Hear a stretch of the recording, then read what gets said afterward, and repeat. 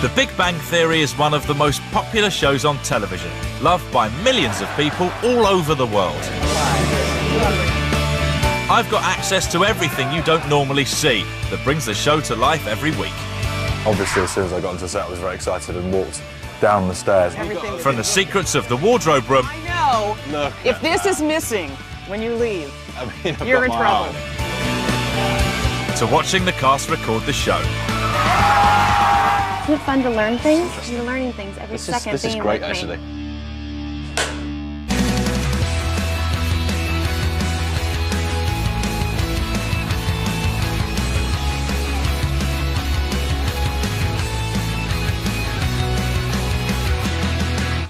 Welcome to the Big Bang Theory. Access all areas, within reason. I can't just go waltzing into the ladies' loos or ladies' restaurants, whatever they call them. Luckily for you, I am allowed to waltz onto the set to meet the cast, and I'll be starting with the tough questions. Which character do you most enjoy shooting scenes with? Oh, goodness, that is Sophie's choice. Who makes you laugh the most when you're doing scenes with them? Who makes me laugh the most? Favorite people to work with? Yeah. I mean, how can I answer that? Just try and start World War III on this set? I'm not going to answer that. Kunal, Diva. Kunal, I don't like working with at all. No, sure. He, to be fair, said the same. I'm sure he did. Johnny Galecki, just outrageous. Who makes me laugh the most? You can say none of them. I know, I'm racking my brain right now. I can't even remember their names. Simon, another diva. I'm going to be diplomatic and say the cast. Yeah. Or none is probably better. Or myself. You should hear the things I say. Yeah. But I don't want to bag on anyone. I mean, I enjoy them all equally. It's a little bit like joining high school. Boy, you were not liked in high school, were you? Not really. Is that my yearbook? Mm-hmm. Dear Leonard, you're really good at science. Maybe one day you'll come up with a cure for being a dork. Okay, jokes aside, what I really want to know is how they go about making the show each week. We start on Wednesday mornings. We do the table read, which is all the actors and producers and writers. We read the script and we laugh. Mm-hmm. Hopefully. Hopefully. And that's usually when we find out what's going to be happening. So it's as much a surprise to us as everyone else. The writers take notes of what seems to work well, what didn't work, and they go off to start rewriting. Thursdays and Fridays we rehearse more, get it on its feet, and do run-throughs for producers and network and studio. That's when rewrites come through, so sometimes the script will change by as much as, I'd say, a third, and then we have a weekend in between to learn our lines. Monday, we rehearse with cameras. I prefer 20 minutes of rehearsal, but these guys need hours. Yeah. So well, anyway, I mean, you're a consummate professional. For this years. is what a lot of people have been saying. And we do the Tuesday night live audience taping, take our bow, and they immediately hand us a warm manila envelope with the next morning's script in it.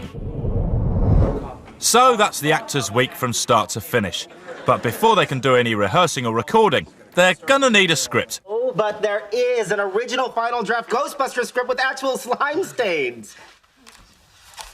Oh, you're right, it's Ghostbusters 2, never mind. Each and every episode of The Big Bang Theory starts in this building, in the writer's room. Led by creators Bill Prady and Chuck Lorre, the team have to conjure up new and exciting ways of making us laugh. Ooh, dark matter. We better bring a flashlight. And if anyone knows the pressure of writing a hit show, it is Chuck Lorre, who also created 2.5 Men.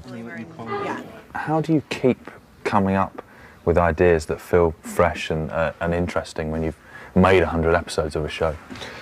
Desperation and fear is a good motivator. It's like running through a tunnel with a train behind you for 9 months. You can't stop. How much does the script change from when you kind of do your first table read? About 30–40%. Yeah. Is that quite typical? Oh gosh, I've been on shows where it changed 100% from table to shoot night. 120%, you know. I've never seen a show consistently where what we read at the table is so funny that the rewriting becomes a minimal amount. I can't seem to get in touch with Amy. I tried email, video chat, tweeting her, posting on her Facebook wall, texting her, nothing. Did you try calling her on the telephone? The telephone. It's very common on a lot of shows where what we read on the first day, Monday, there's not one word from that script that's there on Friday. Okay.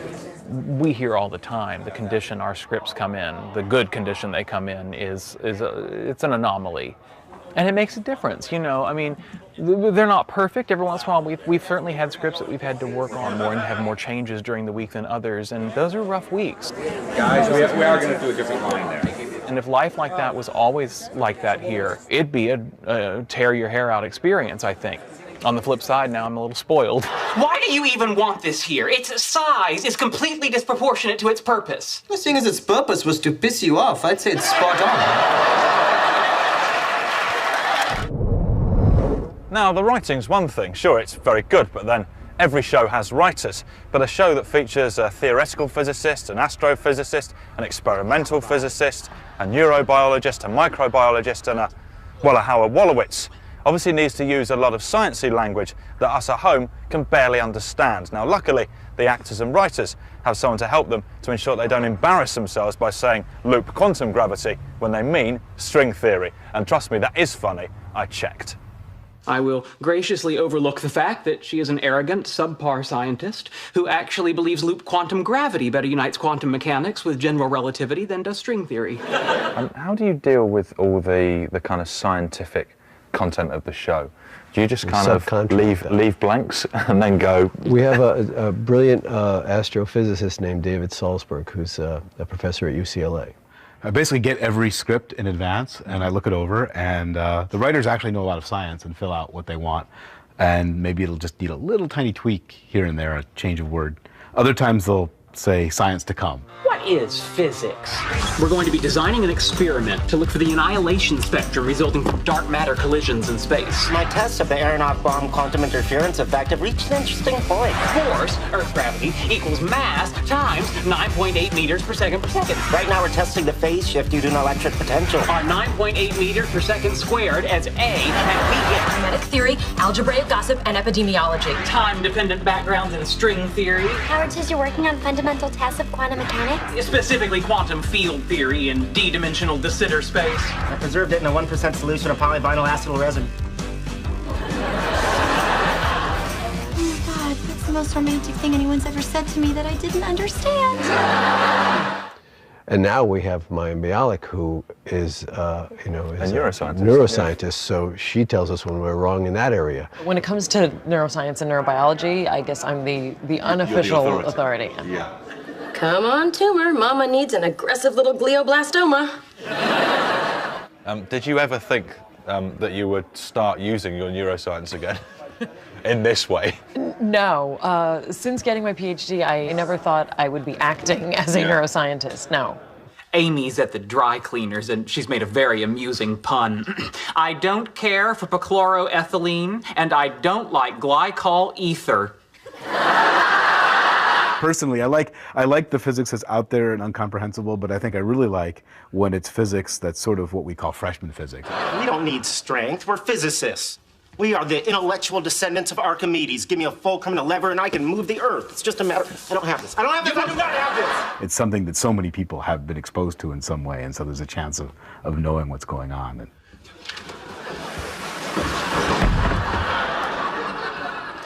Ah, gravity, thou art a heartless bitch. And frankly, if people disagree with the science, they can send a letter to Dr. Salzberg or Dr. Bialik. There's nothing wrong with the science here. Perhaps you mean a different thing than I do when you say science. Fashion's probably not the first thing that springs to mind when you think of the Big Bang Theory, but for a show that's about some pretty unfashionable guys, they do all have their own distinctive style, from Sheldon's t-shirts to Howard's eye-wateringly tight trousers. They do. I assume this is all divided up into different characters. Yes, we call them character closets. Sheldon, starting with the plaid pants, of course. Yes. And then all of his t-shirts back here. He's got his Green Lantern and Flash shirts. He's got a lot of t-shirts. They've all got a lot of clothes, to be fair. Oh, yes. Do you have a favourite Sheldon piece? I like this. Yes, that's nice. The evolution of man into a robot is nice. It screams Sheldon to me. Wow. I really like Raj's outfits because I like the fact that I think he looks quite cool. They all bridge cool, except Yeah. I throw something else that just ruins it all. I think he thinks it's pretty cool. When Raj first came to America, he was dressed head to toe in Miami Vice clothes because that was a big popular show in India at that time. What about arguably my favourite character, dress-wise and otherwise, Howard? Where's his stuff? He's got a room to himself. Of course he Yes. has. Hey, qu'est-ce que ça?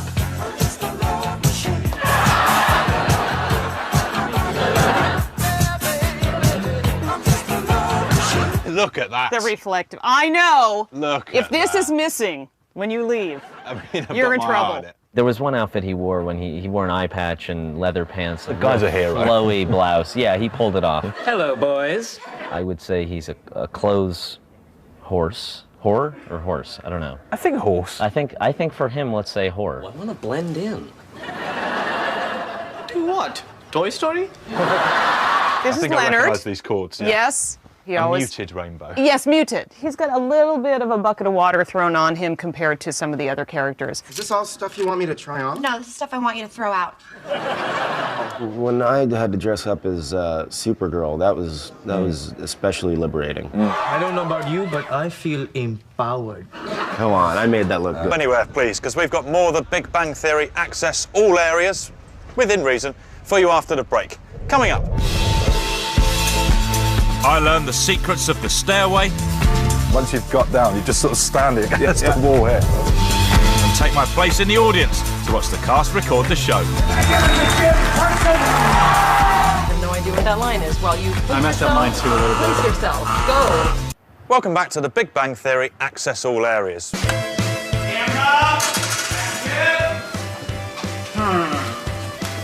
Does anyone have any wood? Come on! I just want wood. Why are you making it so hard?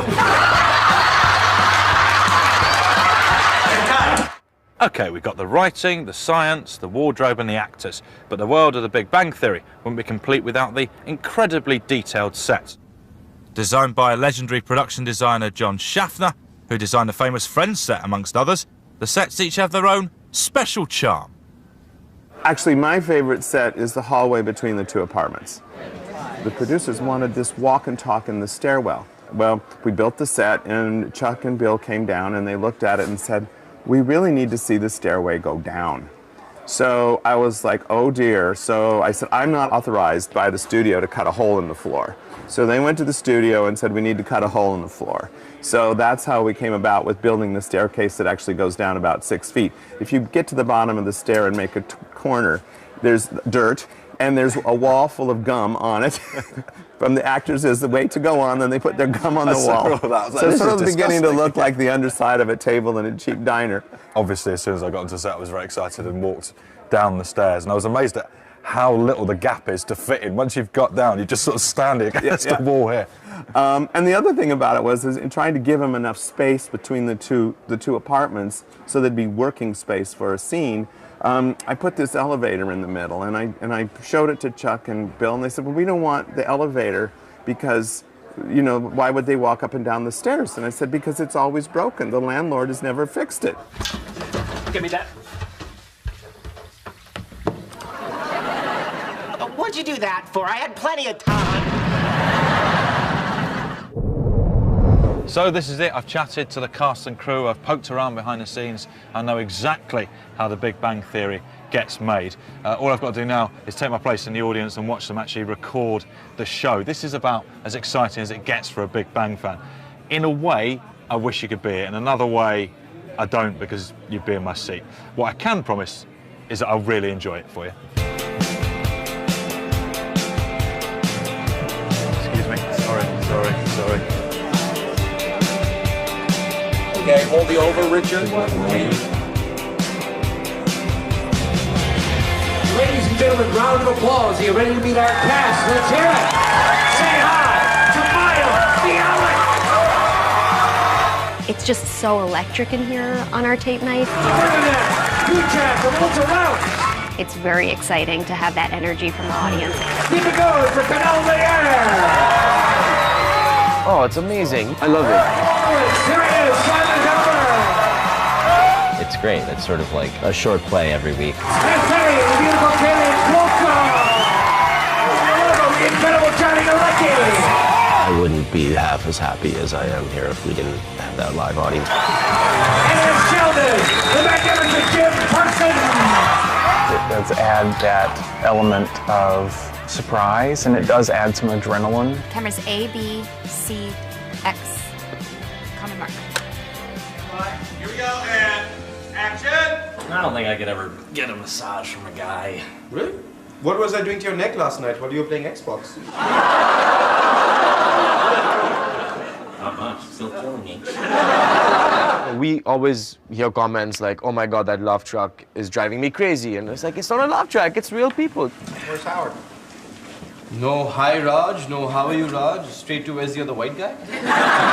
When I watch scenes on every show when you know there's not a live audience, it's just slightly soulless. Like something's missing. They are a tangible presence in the room, almost like another character. Some of my favorite scenes, which also seem to be some of fans' favorite scenes between Amy and Sheldon, do not play that way all week. The way you see them on TV is the way that the studio audience determines that they get played. There's nothing like people seeing, you know, Sheldon and Amy kiss for the first time. You can't gauge that. Fascinating.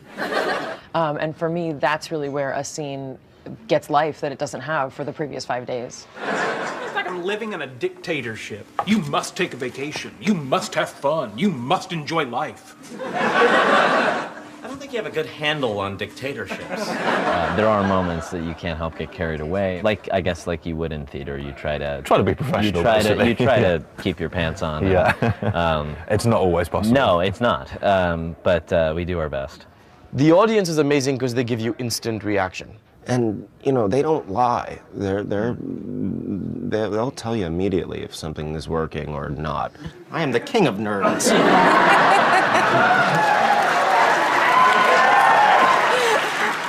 What does that mean? Oh, that means if anyone displeases me, I can arrange to have their email inbox spammed. And we do quite a bit of rewriting here on the fly with them. It means if anyone displeases me, I don't help them set up their printer. You have to listen for the audience to kind of get the rhythm of it, and then we wait for the laugh, and sometimes it never comes. Yeah, and then we cry a little bit guys? inside. Yeah, Guys? yeah. And I'm like, no, it's gonna come. I know it's been 10 minutes. Trust me, though. I've been doing this for a really long time, and it's humbling how often the studio audience will tell you that what you thought was hilarious is not hilarious, and what you thought was is fabulous. I just don't know how I'm gonna break it to him. How about topless? Well, you waggle those puppies in his face. I bet you get him to join the Marines. I think this is good. I hope it's good. I don't know. If it's not good, the audience will tell us it's not good, and we'll fix it. Just don't know how I'm gonna break it to him. Hey, you know, I'm a big believer in breaking bad news to a guy when you're in bed with him. That's how I told my high school boyfriend I slept with his brother. That's how I told his brother the same thing. You can't anticipate what other people are going to respond to. And if you think you can, you're crazy. Time and again, we've run into situations where, with Sheldon specifically, where it's like, that's just coming off too mean. You know, they're not laughing, they're going, oh, you know. And that's not the intent, you know. Sheldon's not cruel. No, you know, Sheldon's honest. That's just one example. When instead of a laugh, is a kind of a... Yeah. Then what are we doing? Richard Feynman was a famous American physicist, part of the Manhattan Project. Everyone in the world of science knows who Richard Feynman was. Now you do too. In front of the audience, most of us can stay pretty focused, but it's some of the playfulness like that Jim and I have that really kind of bring out some of the giggles. Stop it. Stand by. She broke that. It was fine. You control yourself. All right, here we go. And Are there times when you do just totally lose it, even though the audience are there?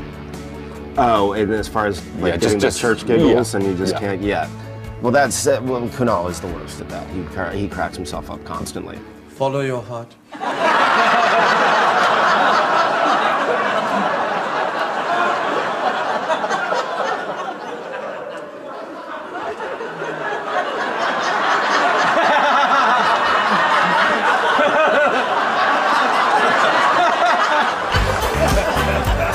I'm the worst at it. I've heard that. I have heard that. That's why you asked me this question. This is like a big setup. Yeah, it's leading. Like, it's leading. Screw with me, yeah.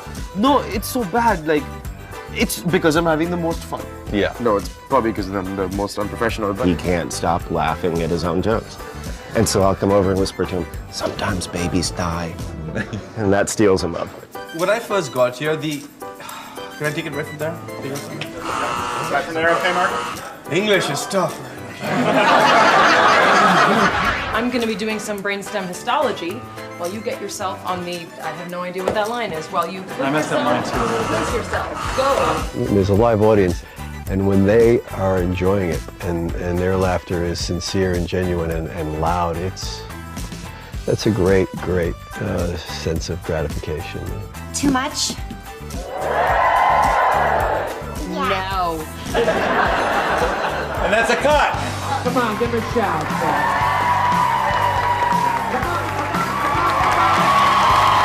We have a wonderfully loyal audience, and there's a bond there over 5 years. You gave us your half hour to watch the show. I want you to come away feeling like it was a half hour well spent.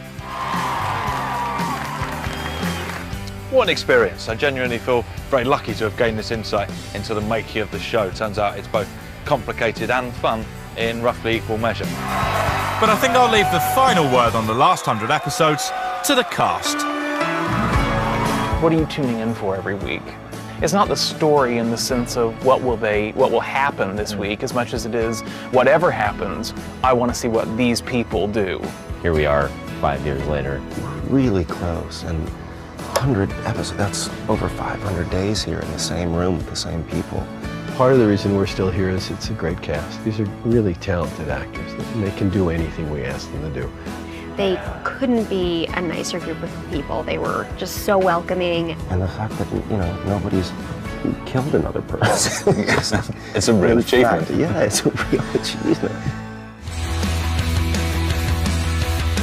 Those two broke girls are being fired and hired all in one episode. Lucky for some. The brand new episode is here next on U4.